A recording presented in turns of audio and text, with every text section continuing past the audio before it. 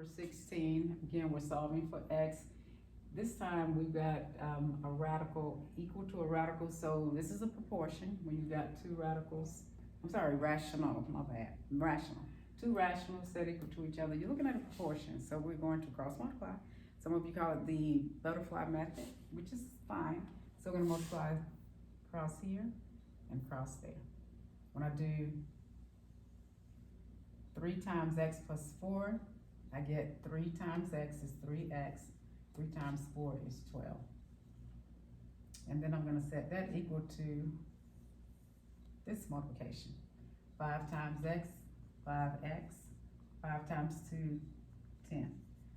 Now, of course, we are going to combine our like terms and see what we have left. So what I can do, because remember we're trying to solve for x. Solve for x. All right. So let's go ahead and move this over. This will be negative 2x plus 12 equals 10. Now let's move the 10. Well, at this point we can go ahead and solve. Since it's not a quadratic, we don't have to set it equal to 0. We can go ahead and solve for x. Now it says if there's no solution, then we'll say no solution. But let's see, we don't know. So now I need to subtract 12 from both sides. That leaves negative 2x is equal to negative 2. And when we divide both sides by negative 2, x is equal to negative divided by negative is a positive 1. So there's the answer for number 16. Number 17, so we're gonna go back and look at a radical equation. So let's solve the radical equation. And the first thing we want to do is, well, since we're solving for x, I see a constant that's not up underneath the radical sign. See the 4x minus 8 is up underneath the radical sign, but then the minus 3 is not. So you want to take care of that constant first. Remember, you're solving for the variable, so you want the variable by itself. You need to isolate it. That means start moving everything to the other side. So I'm going to rewrite it so I'll have some space. And we've got the square root of 4x minus 8 minus 3 is out by itself equals 7. So I'm going to add 3 to both sides because we're going to move that first. Because it's a constant, it's easier to move. So I'm still left with square root of 4x minus 8, but now it's equal to 10. So we got to get rid of this radical. That's going to make that problem so much simpler. How do we undo a square root? You do square. They're inverses of each other. So I'm going to square this. But keep in mind, whatever you do to one side of an equal sign, you must do to the other. So we square that also. Now what this accomplishes is canceling the square root with the square and leaving just the expression. Great, that's what we want. And 10 squared is 100. Now we've got just a regular two-step equation. Let's go ahead and solve it. So add 8 to both sides. That cancels, bring down 4x. And now we got 108. And divide both sides by 4. And x will be equal to 27. Let's take a look at the last problem. All right, here's the last problem, number 18. And again, we've got a radical, but this is a cube root. How do I know there's a 3 in the index? But it works similarly to the last one, whereas I see there's a constant number out all by its lonesome, so we'll get rid of that first. So let me write this out, so I'll have room. So 4 times the cube root of 5x minus 1 out to the side equals 0. First thing is to add 1 to both sides.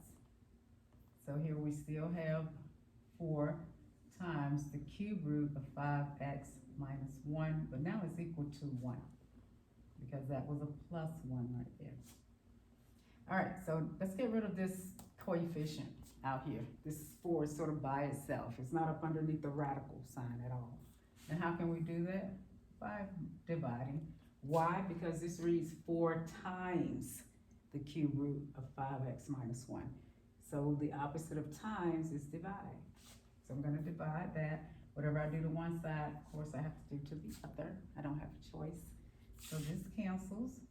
I'm left with my cube root of 5x minus 1, and it equals 1/4.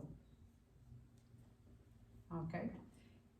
How do I get rid of a cube root? Well, the same way we got rid of a square root, we squared it. So to get rid of a cube root, we cube it. What does that mean? It means cube it. Whatever I do to one side, I do to the other side also.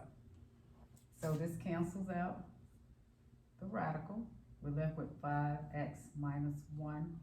And when I do 1/4 to the third power, I don't know if you recall, but the rules of exponents says that we would do 1 to the third, which is just 1, and then 4 to the third, which is 4 times 4 is 16, 16 times 4 is 64. So that'll be 64. And then we solve. So we add 1, that cancels, 5x is left. 1 over 64 plus 1 over 1. See, I'm going to go ahead and put it in fraction form to match this fraction. But since it's 1 over 1, and I know I need a least common denominator, I'm going to use 64. Why? Because 1 goes into anything. So that means I can change this to a 64 over 64. Because 64 over 64 equals 1, just like 1 over 1 equals 1. So this is still 1. Anything over itself is 1. I just used 64 over itself so I could match my LCD. All right. So that means that I'm going to end up with 5x is equal to 1 plus 64 is 65 over 64. I just added the numerators because the denominator stays the same. And the last step, divide by 5. I'm going to write the division by 5 over here that way. So it won't look like 65 divided by 64 divided by 5.